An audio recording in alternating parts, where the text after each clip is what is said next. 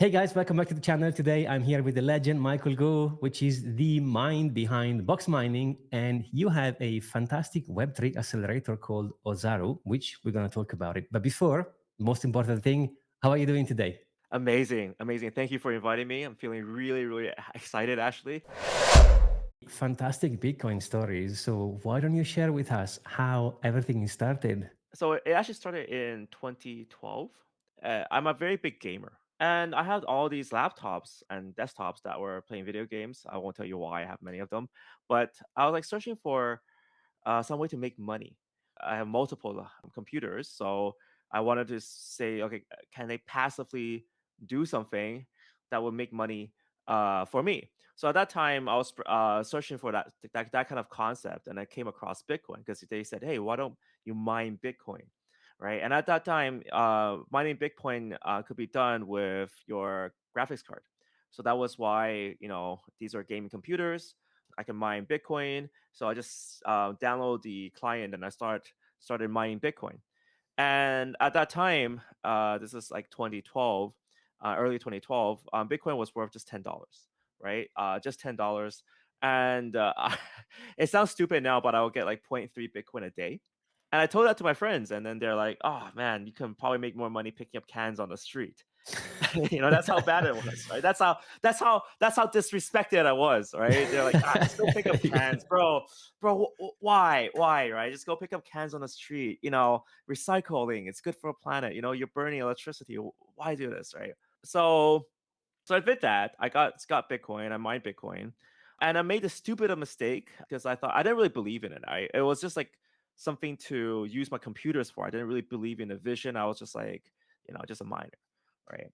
So when Bitcoin pumped from $10 to $15 in one day, right? So it was like a single day. There was a single day pump. I was like, oh, 50%. Oh my God, nothing does this. No other asset in the world does this. Let me sell everything, right? This is stupid, right? So I sold a lot of my Bitcoin at $15, and then obviously I regretted it. There was a phase when Bitcoin transitioned into ASIC mining, right? So with can no longer use your GPUs, they're no longer profitable. So I kind of forgot about everything until I think around like 3 years later, my dad called me. He said, "Yo, you still got a Bitcoin?" I'm like, why? What's up? What's up? And then so I googled it, right? And Bitcoin was $1,600. I was like, holy, what the hell happened, right? Like I didn't pay attention to this for like 3, 4 years, and then it just like shot up to the moon, right? And I was just like stunned. I was stunned. I was stunned. I was like, wow, holy, I gotta get back into this, right? So then I started this whole box mining thing. I was like, you know what? My roots in Bitcoin was in kind of mining, right? Now I need to pay attention because like now I got now I know what's happening now. And this is mind you, why Bitcoin shot like crazy was also during the financial crisis, right? So suddenly I started waking up to how broken the financial system was. Like, yet again, before I was a kid, I didn't realize this, right? I was just mining for profit. Now I'm starting to realize, okay, what are the implications? Why did it shoot up like this, right?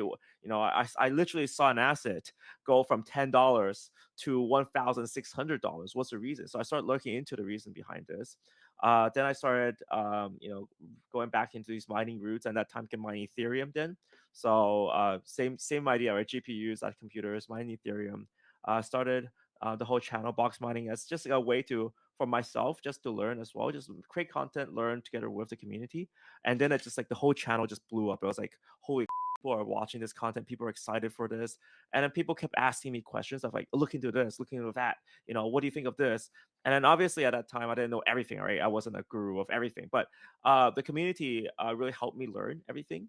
So there were people who would offer help understanding certain concepts and would just learn together as a community.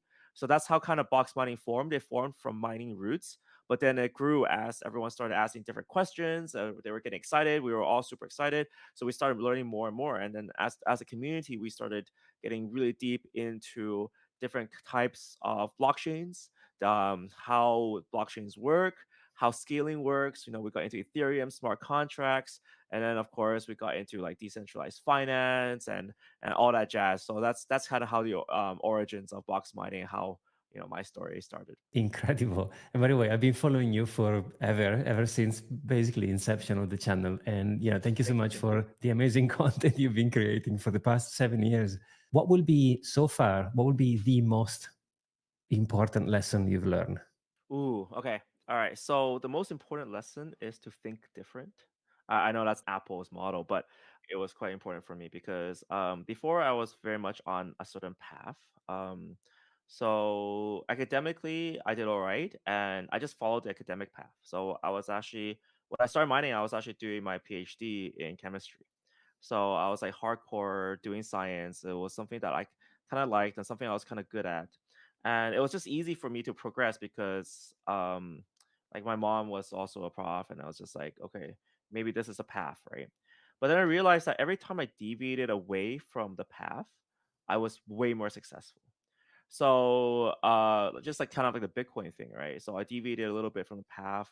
Um, discovering Bitcoin, making YouTube. I never thought in my life I would make YouTube, right? Like that, this was never a part of the plan, right? The plan was like do science, all right, and then I was doing research on acute hemolytic leukemia. I was like trying to save a certain the world from a certain type of cancer, uh, and you know, it's a fun life, but it wasn't what I wanted deep down inside. So that's why I kind of started exploring these little things like mining Bitcoin. Let's try to make some content on YouTube. And I mean, obviously along the way there was challenges, but once I stuck to it, it became really successful. So I never in my life imagined I would be creating content on YouTube. That would be my like thing, right? But it became it. So deviating away from the path and just thinking a little bit different was just it was paramount for everything that I've done. Couldn't agree more with everything you said. I think it's super important to keep in mind what is it you enjoy doing. If you ask me also, I kind of started my YouTube at 45 years old. I mean, sounds Right, crazy, exactly, and right? it's really great, and it's like yeah, and I can see that success coming through. Like I can for sure see, I see all these elements. Like just the moment you load it up, I saw, oh wow, you have amazing color, and you pay attention to all these things. I'm like, wow, this guy's gonna be good. It's gonna be Thank great. you. I appreciate. But it's one of those things, like you said, you have to go through some challenges and some lessons. Sometimes people forget. The most successful people in my book are the ones that can overcome all the challenges because it's never a straight line. It's always like a zigzagging kind of thing.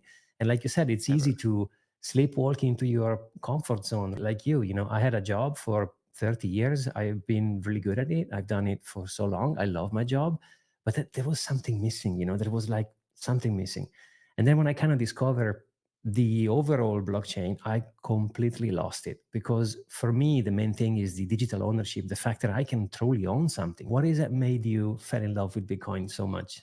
It's the same thing. I didn't realize at the time. So when I was mining Bitcoin, you're part of the network that validates transactions, right, and records it onto the blockchain. And at that time, I didn't realize what I was doing, right? I was just clicking a button like run this program, blah blah blah. Your GPU will spin up, but every time your GPU spins up, you're contributing to stabilizing the network. You're contributing to the Bitcoin network. You're making the Bitcoin network stronger by providing that hash power.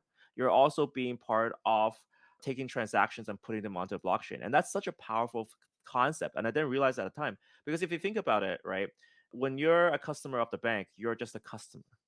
And the bank controls everything, right? And I had this nasty experience a few years back where you just like you get completely like this I think disrespected by the bank because they can do whatever they want with your account, right? Even though you give them money, right? The assets are yours, you give them money. The problem here is that they can take the money, do whatever the hell they want with it, and then they can treat you like trash, right? They can say, "Yeah, you know what? We don't want you as a customer anymore. Like, what are these transactions? Like, I send my wife some money. Like, what are these transactions? Like, dude, I can't send money to my wife. Like, are Yeah. you like, they're like, who is this person? I'm like, like really? Like, do you want to provide a marriage certificate? Is that what you want? Like, dude, like seriously, right? And then obviously they shut the hell up afterwards, right? But still, that level of disrespect that's calling me in and just like treating me like that, then that's when I realized like there's just to really have the level of respect that I want with the finances I want, I have to be part of the network, which is why Bitcoin, Ethereum, like all these blockchains, public blockchains, they let you anyone be part of the system, right? And that's such a crazy concept. Like you will never get disrespected by a centralized entity. And on top of that, after I learned more about finances and how it works, especially with how for political reasons, certain amounts of transactions can be censored, right? And this is especially touchy in Asia because of the way China works. Like, say for example, if you want to send more than $50,000 USD outside of China, you actually can't do that. You actually have to literally apply to the government to say, "Yo, I want to send money out of China in China." That's actually really messed up. So there are political reasons of how what your money, the money that you own, your property, can be censored. And I feel like that's just messed up. Like we earn our money, right? You need to have that. You need the freedom, right? And that's what something that Bitcoin provides. Like regardless of who you are, where you are in the world, what political affiliation you belong to, you can still have a complete freedom of payment, which is I think one of the most powerful concepts in the world, to be honest. Your Web3 accelerator, where the idea came from, how everything started there. So I'm one of the co-founders, and also the title I have as right now as a MD, managing director. But the whole concept here came about after 2017, 2018, where we just saw this explosion in the growth of Web3. Right. So before it was really about money, but then we realized that with Web3, it's also about how communities are built, and they can directly interact with a service, a platform, a protocol. And something we realized is that this is incredible power, right? So I started investing a lot personally into a lot of new projects, and some of them like exploded, some of them not so much, but that's the essence of investing, right? But I solidly believe that if you have the right community with the right concept and idea, this is a very, very powerful and potent mix. So, which is why I kept investing throughout all this time. And then I kind of met different partners along the way. So, one of them is Elvin, the other is Patrick. And what we kind of realized is we have the same vision. And then we also kind of realized that for a Web3 project to really grow, it has to come from the community. It has to really engage with the community because that's what makes it different. The community with Web3 can get involved in just day one, square one, right? Whether with a utility token or being part of the project, there's a huge amount of community involvement, and you see that with the rise of DeFi, right? Where the community just like supported the project in terms of getting the message across or providing liquidity. There's so much community interaction that can be built in Web3 that's just powerful. So what we realize is that we can combine these community building aspects. Elvin actually has a marketing firm, so we realize, okay, look, if we can provide community building, marketing, and investment services all in one, right? That is the recipe for success. So that's what Ozaru is about. It's about combining like these elements and guiding projects. So it's different things. Like there's different services that we offer, but the one that I'm mostly involved in and what I believe in is in the investment side and the incubation side, where we find good projects and then we really talk to them about how to build that community, how to really respect who they have. A lot of times I feel like a lot of projects and a lot of people, they just hire marketing teams that are Web2, and Web2 marketing people are just like, okay, let's just package this, right? Let's just package it correctly, shove it in their faces, and hope they buy it. That doesn't work in Web3. Web3 is all about getting the community involved, right? Making use, like everyone wants to contribute. So why don't you let them contribute, right? Why don't you let them and serve them as well, right? So I feel like that's kind of the essence here, and that's what I'm mostly involved in. So investment and kind of giving advice to people who are genuinely open to that. And I think that's the correct way to grow Web3. Money, it's a consequence of value. You provide a value for your community, and money is a consequence. So you have to build, in that would be my advice. Like you said, I think Web3 operates in the same way. So it allows you to connect to your community in a deeper, different way. So you have to leverage all those pros in that sense. I also think Web3 is going to change the game entirely. It might take some time, as any other technology. It's not going to happen tomorrow per se. But when businesses, entrepreneurs, and people in general are going to realize how deep Web3 can go to, that's a game changer. Is there anything specifically you're looking for when you invest into a business? So I did a lot of interviews throughout the last few years, right? So I put a lot of emphasis on the founders. If it's not a protocol, if it's a protocol, it's community. But if it's a project that's trying to deliver and solve a particular problem, then it's really about the founders. And something I realized with founders is I don't like BSers, like people who bullshit. They just don't work in this space, right? They can probably push something up like temporarily, but if you want to create real long term value, they just don't work. Because you need people who are who actually do understand. So my trick is every time I do an interview, I've always asked three layers of questions. So let me give you an example of this. So let's say, for example, they're building a NFT platform on that's meant to scale and on layer two, and then I'll be like, "Yo, okay, cool, NFT platform. You want to do this on NFT, but let me ask you about your layer two. Which layer two did you choose, right?"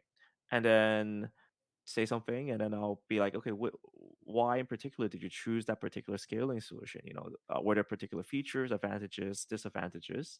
Then I'll ask another layer. Let's say, for example, they chose optimism, right? And then inside optimism, I'll be like, okay, were there particular features you like maybe entering or exiting the network or particular technological features?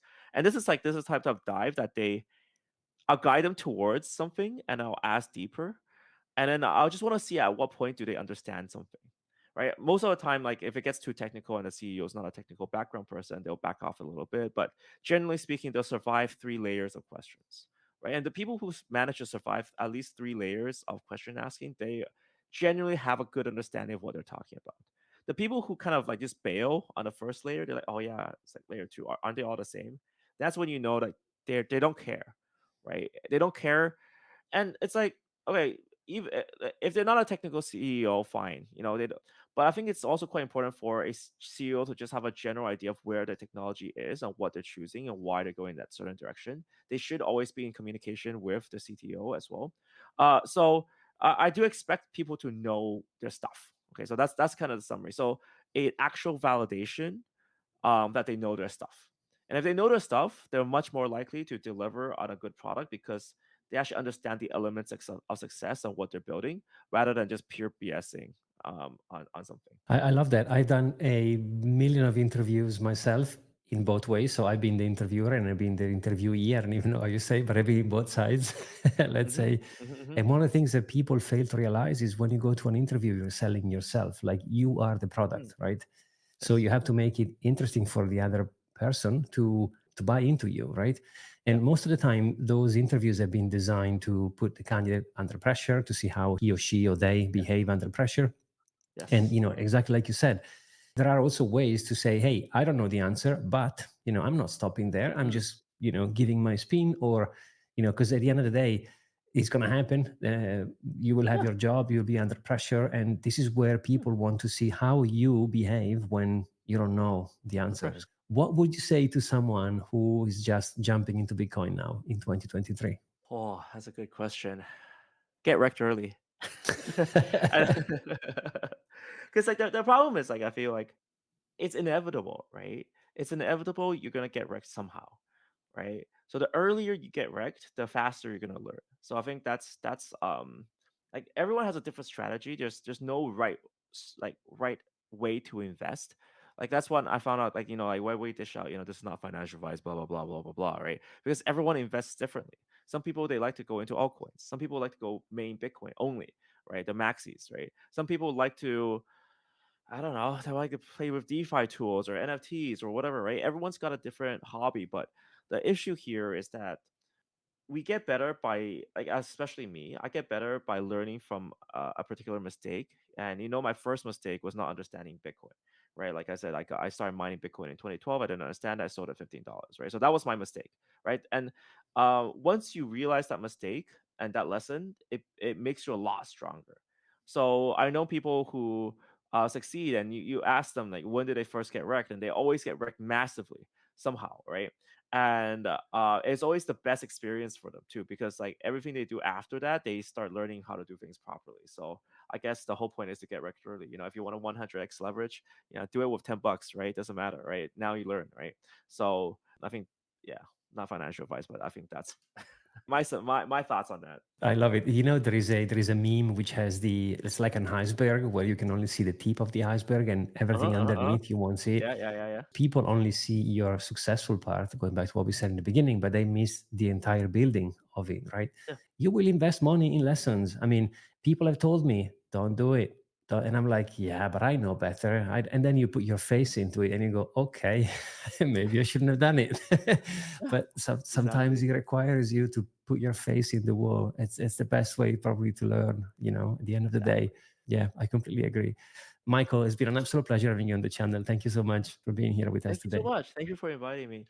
It's been a great talking to you. I think I love your calmness. I love your direction. It's really amazing, man. Thank you so much. Thank you so much. I know you have lunch planned, so enjoy lunch. Thank you, sir. Thank you. Thank you. Thank you. Cheers. Peace.